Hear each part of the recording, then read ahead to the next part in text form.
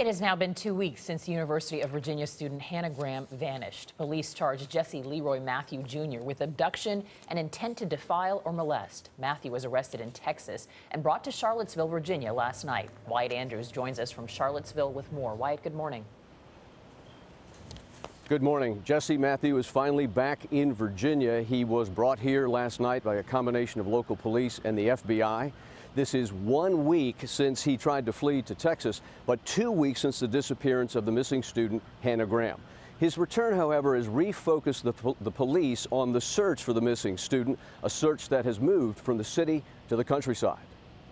Go back there, check. On a hiking trail in the woods adjacent to UVA, this specialized team of trackers searched for Hannah Graham on Friday afternoon. The team, which includes a navigator, a dog, and a handler, is directing the dog off trail to find any trace of a human scent.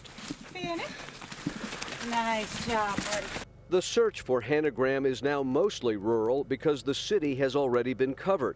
Police Chief Timothy Longo appealed directly to landowners this week for tips of any kind. There are these wildlife cams that are on these large parcels that we perhaps have not thought of. If you're a realtor and you know that you are responsible for the sale of a piece of property that's vacant, we want to ask you to go back to that property and inspect it. It matters that the forecast this weekend is all sunshine, which should put more people out of doors.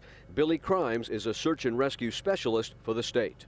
The good weather this weekend is helpful because it gets people out, gets people looking, and there's a lot of people that would be able to, call in additional tips.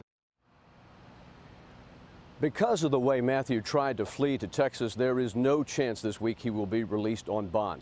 His attorney has said he will try to speak to Matthew as early as Monday, and after that, the question becomes when and if the main suspect in this case agrees to speak to the police. Anthony? Wyatt Andrews in Charlottesville. Thanks, Wyatt.